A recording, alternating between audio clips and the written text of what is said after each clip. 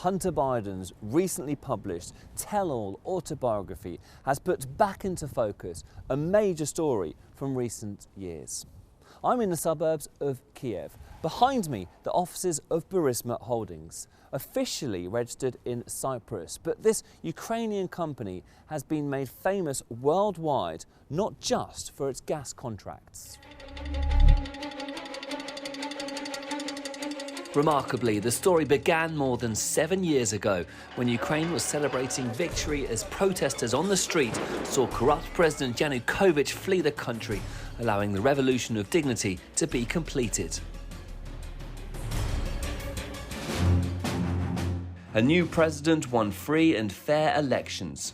Also in 2014, the son of then Vice President Joe Biden became a board member at little-known energy firm Burisma. Even then, this raised eyebrows in US media, such as this report in the Washington Post. It was known back then that Burisma was actually controlled by Nikolai Zlochevsky, as the Post states, a former government minister and a member of the disgraced ex-president's Party of Regions, which is largely seen as pro-Russian.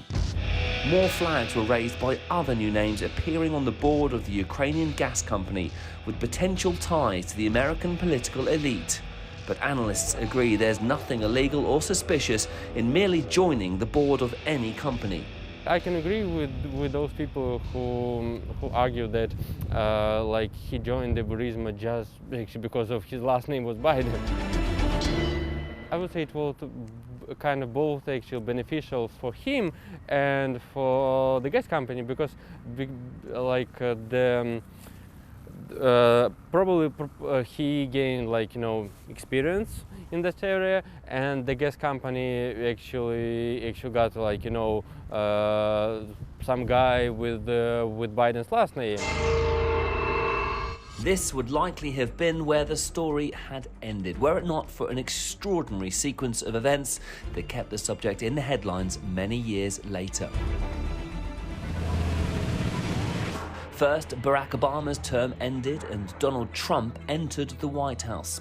When it became clear Joe Biden would stand for presidency himself, Team Trump tried to dish the dirt. What they found was that in the last months of Obama's time in office, Ukraine had fired Prosecutor General Viktor Shokin, who had been investigating Burisma and Hunter Biden's role. Есть запись разговора непосредственно Порошенко и Шокина, где Порошенко докладывает Байдену на тему того, как он снимал Шокина. И Байден очень внимательно слушает этот текст. В конце говорит очень хорошо. Так вот, в тексте Порошенко идут слова, что несмотря на то, что никаких претензий по коррупции или по работе к Шокину нет, я выполнил ваше указание, мой суверен, и решил вопрос по генпрокурору. Забрал у него заявление. Если вы знаете, то Шокин 30 или 45 дней назад подал в Европейскую комиссию обращение о наложении санкций на Порошенко и Байдена. Есть такая процедура, я думаю, что она будет происходить впервые, но она достаточно интересна в юридическом плане. У нас есть пленка, мы можем ее послушать. Там, где Байден с Порошенко обсуждают этот кейс.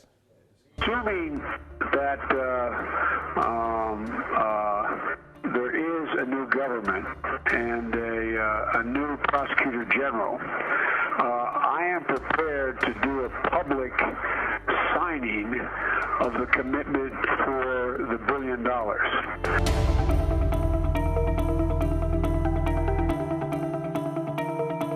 And despite of the fact that we didn't have any corruption charges, we don't have any information about he doing something wrong, I especially asked him, no, it was the day before yesterday, I especially asked him to resign.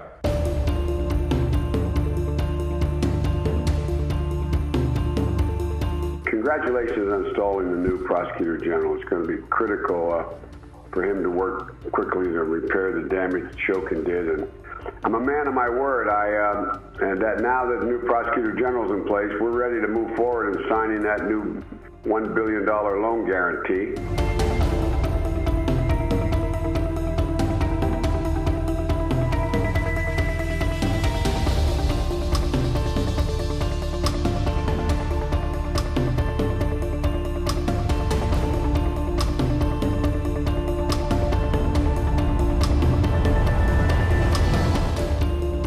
That's Andrei Derkach, a Ukrainian lawmaker who released this secret recording last year, although Biden's office say the recording is fabricated.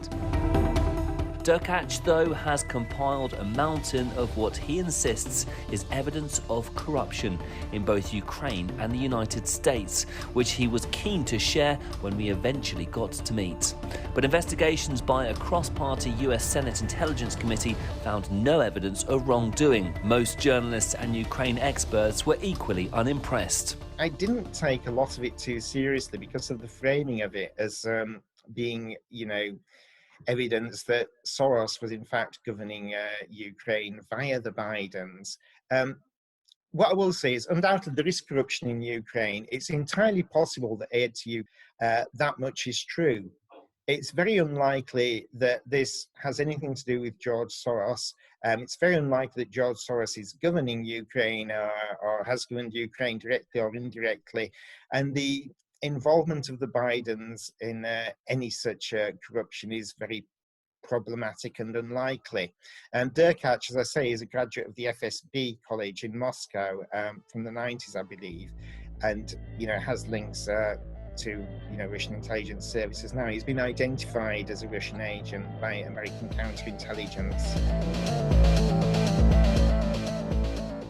The US Treasury Department says you're an active Russian agent. So I'm just asking you plain and simply, are you a Russian agent? Мне было стыдно читать отчет уважаемых представителей спецслужб Соединенных Штатов, который состоял из надерганных из разных источников соросят, средств массовой информации, плюс каких-то лоббистов, плюс мнений посольства из стиля Хали Лайкли. Посольство, где они написали Хали Лайкли, то есть из стиля Хали Лайкли. Потому что вообще в мире очень с уважением относятся к спецслужбам Соединенных Штатов, во многом заслуженно. Так вот, я думаю, что если бы Билл Донован, Эд Гувер и Ален Даллес почитали бы этот отчет, они плакали бы от стыда. Потому что ни одного доказательства, ни одной внятной истории на эту тему нет. А самое главное, вопрос в чем? Когда ты борешься с коррупцией, ты знаешь, что будет противодействие, что будет ответка. Единственный момент, что в американской составляющей во многом санкции – это внесудебный механизм репрессий, основанный на лоббистских кампаниях. Это мы для себя четко видим. This is where the president of Ukraine lives. In 2014, Petro Poroshenko moved here, following on from his election victory, in wake of the Maidan protests. The war in southeast Ukraine left Poroshenko desperate for cash, allowing then Vice President Joe Biden the opportunity to offer advice or to make demands, depending on your viewpoint. That was before the United States released $1 billion in funding set for Ukraine. To say that Ukraine is managed by United States, it's not true directly. Yes, United States has give a lot of grants for civil society teams to improve democracy, to make clear that society is open. And Ukraine is the one country in post-Soviet area there. The election very transparent in democratic rules, and to the power and only opposition leaders get the power after only 5 years. Taras Semenyuk is a respected journalist and analyst, but there are many who oppose the view. One compelling witness is Konstantin Kulik, who used to work in the prosecutor's office in Kiev. He helped recover billions of dollars for Ukraine from criminal organizations while investigating ex-president Yanukovych's connections. But he too soon found himself sacked. В 2014 году Соединенные Штаты Америки ввели санкции финансовые в отношении бывшего президента Украины Януковича и его окружения. Все лица с этого списка, они постарались найти лоббистов в Соединенных Штатах для того, чтобы решить вопрос со своими санкциями. В том числе этим занимался Курченко, в том числе этим занимался Злачевский. И в 2019 году, когда мы вышли на конфискацию $6,5 миллиардов США, когда предъявили обвинения, я предъявил обвинения Курченку, Злачевскому, Ложкину и другим лицам с окружения Порошенко, действующего президента, то я так понимаю, что лоббисты, действуя через посольство США, им удалось добиться моего увольнения путем того, что были проведены конкурсы на соответствие занимаемой посаде, куда вошли люди, которые раньше работали у Злачевского. Ну, понятно, как они бы оценили мое соответствие занимаемой посаде. Volodymyr Zelensky's landslide victory in the 2019 presidential election was followed by similar success in the parliamentary election soon after, giving him full control of the Ukrainian parliament, the Rada, situated just behind me.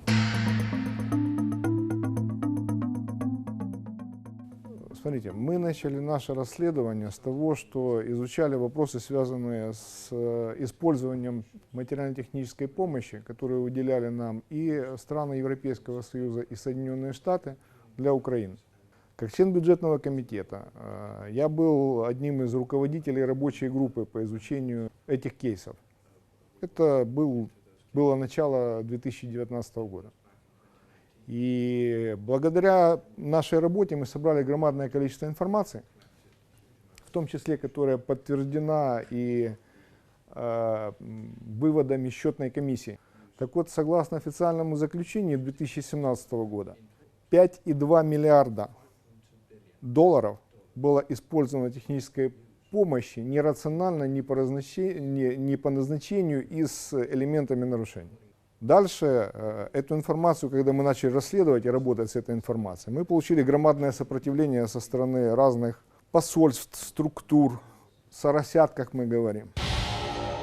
Sadly for Ukraine, it seems all too common for criminal cases to be opened and then shut down, a thought confirmed by Dmytro Livas, the director of one of Ukraine's leading research centres.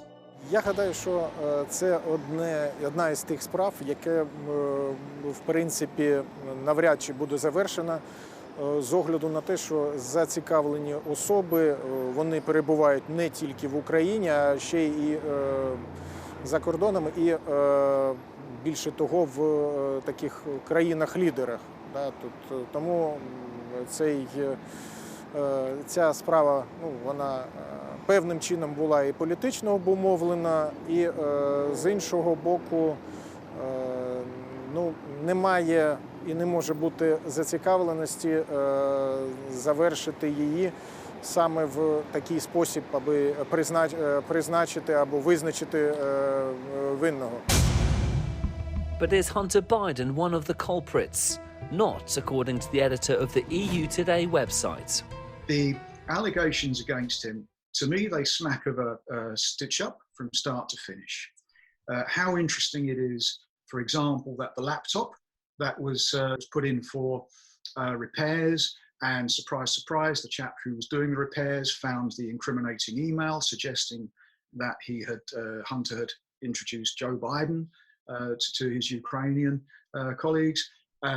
What a strange coincidence that hard drive was copied and given by a humble computer repairman to Rudy Giuliani's lawyer. And Rudy Giuliani just happened to be the person who was pushing for the Ukrainian investigation. No, I'm sorry, this has no credibility at all.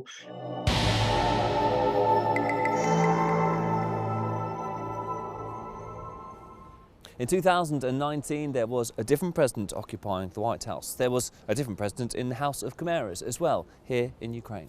One can imagine Volodymyr Zelensky's face being just as contorted during his call with President Trump. Details of which were leaked, plunging Ukraine and Trump back into the headlines again.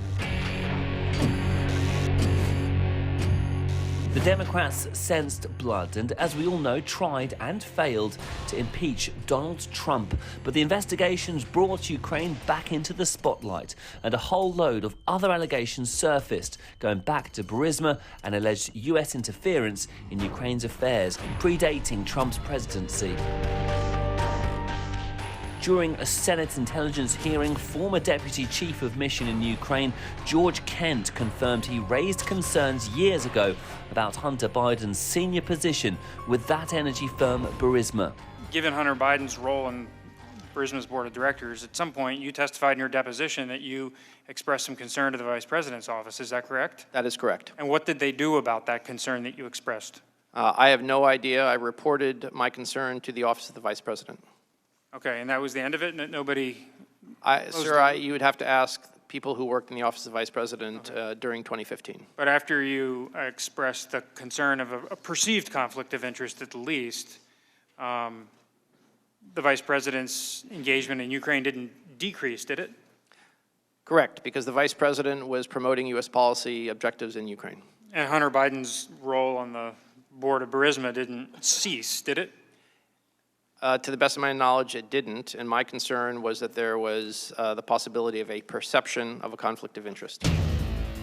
Mr. Kent was last year alleged to have been instrumental in the setting up of ANT-AC, a largely US-funded anti-corruption centre. Some point to George Soros' foundation also helping to finance the scheme, saying it's US interference. When Viktor Shokin was forced to resign as Prosecutor General, Joe Biden even admitted his part in proceedings. And I was supposed to announce that there was another $1 billion loan guarantee.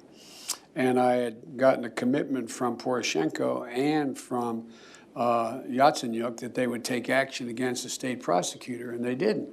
So they said they were walking out to press conference. I said, no, I said, we're not going to give you the $1 billion. They said, you have no authority. You're not the president. The president said. I said, call him. I said, I'm telling you, you're not getting the $1 billion. I said, you're not getting the $1 billion. I'm going to be leaving here. And I think it was, 6 hours? I said, I'm leaving in 6 hours. If the prosecutor's not fired, you're not getting the money. Well, son of a bitch. Got fired. And they put in place someone who was solid at the time. You'll notice Joe Biden added "at the time." That solid person who was next into the Prosecutor General hot seat was Yuri Lutsenko. We tried to speak with him, but he did not return our calls or messages. But in a previous interview with The Hill, Mr. Lutsenko made remarkable allegations, saying he was stunned when the ambassador gave me a list of people whom we should not prosecute. At the time, Ms. Ambassador thought our interview of the Ukrainian citizens, of the Ukrainian civil servants who were frequent visitors in the US Embassy, could cast a shadow on that anti-corruption policy. Ukraine was apparently investigating the anti-corruption centre itself, but the US ambassador to Ukraine at the time, Marie Yovanovitch, who was subsequently sacked by Trump, adamantly denies Lutsenko's claims. Although then and now, I have always understood that I served at the pleasure of the President, I still find it difficult to comprehend that foreign and private interests were able to undermine U.S. interests in this way. Individuals who apparently felt stymied by our efforts to promote stated U.S. policy against corruption, that is, to do our mission, were able to successfully conduct a campaign of disinformation against a sitting ambassador using unofficial back channels. Ukrainian and now US politics increasingly seems like a case of he said, she said. Recently, even Trump's personal lawyer, Rudy Giuliani, became the subject of an FBI investigation into his role, into the various allegations as once again Ukraine made headlines worldwide. Obviously, he was the person tasked with persuading the Ukrainians to open an investigation. And as I understand it, they asked him for evidence. He could not offer any evidence whatsoever. Possibly he could offer something else. This is how these people work. This is how these people work. I have friends, acquaintances who in the law profession in Ukraine, and stories I hear. Yeah. It's a country in which if your child is taking an exam, if you want them to get a good grade, you've got to give a present to the teacher. Когда ты цепляешь такие сложные темы, естественно, ты наживаешь врагов. Поэтому с Giuliani у нас был вопрос, связанный с технической помощью. Безусловно, его интересовали вопросы, связанные с Burisma и с вопросами коррупции в ТЭК, в топливно-энергетическом комплексе. И исходя из этой работы, мы тоже работали в этом направлении. Но на самом деле пленки, которые появились в феврале месяце, у нас их было порядка 5 часов. Опубликовали мы 45 минут. Не публиковали мы то, что не касалось иллюстрации коррупции и внешнего управления. Мы публиковали то, что составляет внешнее управление и международную коррупцию. Много ли этих пленок, по моим оценкам? По моим оценкам, пленок порядка 200 часов. Они есть в разных местах. Потому что бывший президент Порошенко имел to be in a habit, имел привычку записывать разговоры.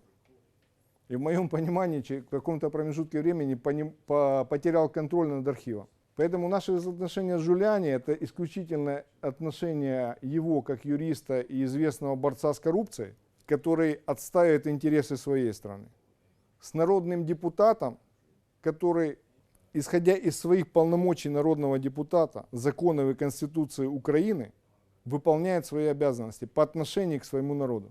На каком-то этапе эти интересы совпали. Вот о чем идет речь. Ukraine is a country which has grown used to scandal and corruption.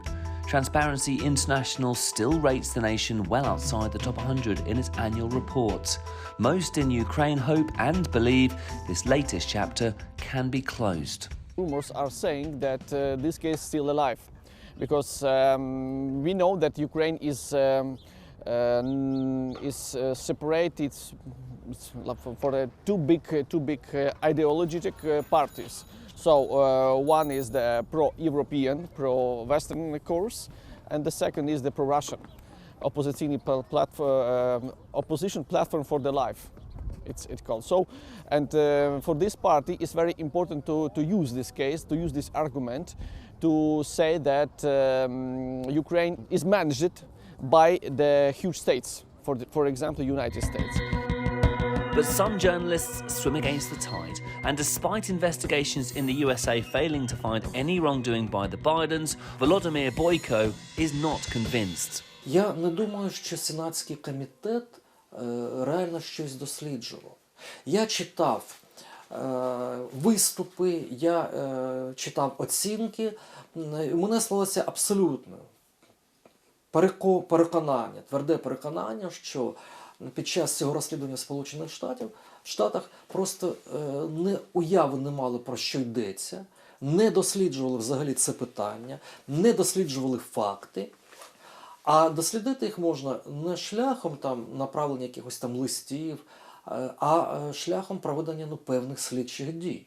Для цього було потрібно, щоб в Сполучених Штатах, очевидно, генеральний прокурор звернувся до свого колеги офіційно в Україні і в порядку міжнародно-правової допомоги спільно утворили групу і провели перевірку фактів. Ukraine is involved in an endless battle, as you probably understand, against oligarchy. And that oligarchy has kind of contaminated the country's legal system.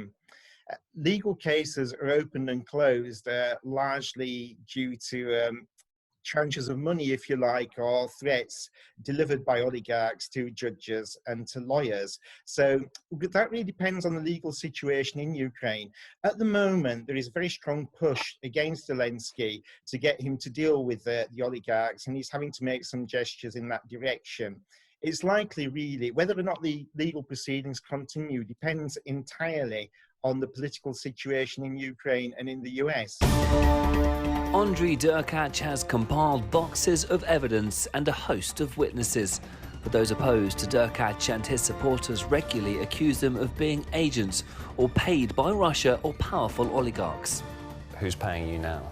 Эти расследования никто не финансирует. Я этим занимаюсь, потому что на протяжении 5 лет была проделана глобальная работа, были собраны очень много доказательств, что вы понимали, я даже могу вам передать фотографии. У нас 4 кабинета в Генеральной прокуратуре были полностью завалены томами дел, потому что в архиве Генеральной прокуратуры уже не было места, чтобы размещать. Исследователи, прокуроры, они ходили между этими томами. Под контролем мне группе прокуроров удалось наложить арест на активы преступной организации, которой руководил Янукович, на сумму более $2,5 миллиардов США. Конфисковали мы в бюджет Украины активов на сумму более $1,5 миллиарда США. Probably one of the most important investigations in that case actually happened in the U.S. Senate, and I think it's good that actually that investigation led by Senator Johnson was finished. I would say that obviously at some point, especially Ukrainian law enforcement agencies should basically put their word to that case, and that topic will remain sensitive if that case is kind of remained unsolved. Just a couple of months ago, US intelligence agencies specifically named Andrei Derkach as working for Russia during attempts to interfere in the 2016 US election campaign. Last year, he was added to the sanctions list. Amid the allegations, it's easy to forget he's still a member of the Ukrainian parliament, representing the Sumy region in the northeast of the country, and Derkach defiantly says he won't stop his work. What do you think makes this story still so relevant? Прокурор Рябошапка, которого назначили после выборов президента Зеленского, который фигурирует в разговоре между Зеленским и Трампом, как стопроцентный человек якобы президента Зеленского, сказал, что дела по Буризму нет. На самом деле 11 дел, касающихся Злочевского, как бывшего министра Януковича, который, используя свое служебное положение, выдавал лицензии на свои компании. И была прослежена практически история, связанная с происхождением средств. Что здесь важно? Что те деньги, которые выводились с Украины, проходили, вот если вы обратите внимание, через вот эти две компании. Biologic Technologies и Digitex. И мы представили в октябре месяце свидетелей, которые непосредственно проводили эти деньги, отмытый кэш, выведенный из Украины, отмытый через эти две компании, с участием этих двух свидетелей, на их компьютере. Дальше шел на Бурисму, на Байденов и на ваших соотечественников из КРОЛ. Эти платежи у нас есть. Мы видим все проводки. Более того, в распоряжении правоохранительных органов Украины даже есть компьютер, с которого происходили эти платежи. Эти дела мы не дали закрыть. Несколько раз была история попытки закрыть эти дела. Но самое интересное, еще есть история. Это в прошлом году была задержана самая большая, вернее в июне месяце, была самая большая в Европе взятка в кэш. За дело Злочевского, которого, по мнению Рябошапки, не существует. Если нет дела, за что принесли 5 миллионов долларов, люди были задержаны на НАБУ, есть видео, вся страна смотрела, потому что вживую никогда 5 миллионов долларов в виде взятки вообще никто не видел. Поэтому дело это продолжается, и по взятке в том числе. The central issues, though, the one that keeps emerging, are the allegations of election interference, corruption in both Ukraine and the United States, and inevitably, the Hunter Biden story will rumble on. So I think what you have to do is separate the fact from the fiction. Yes, there was corruption. Yes, it needs investigating. No, it has nothing to do with George Soros at all. And the other narratives which they're using their evidence to support, along with, around Ukraine intervening in the election rather than Russia, are also extremely problematic. Це буде, мабуть, один з таких найбільших, з найбільш частого використання, саме як у вигляді такого компромату, про який всі хтось чув, але не знає, в чому його суть. І другий момент саме для виборчих кампаніях, для дискредитації політиків, так, однозначно. For the former criminal prosecutor Konstantin Kulik, it's not about election interference or politics at all. Что бы сказал скептикам? Дело в том, что я не занимался сбором доказательств в отношении нарушений, допущенных демократами на выборах. Я занимался расследованием похищенных в Украине денег и попыткой их конфисковать, вернуть назад.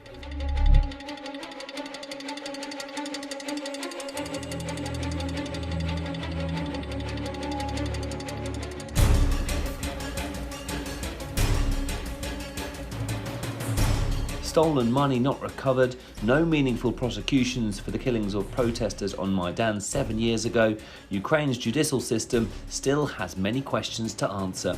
More unsavoury headlines could be coming too if former Prosecutor General Viktor Shokin publishes the memoirs he recently finished writing and which we managed to get a copy of. The only thing for sure is the US won't be shaking off the Ukraine story anytime soon.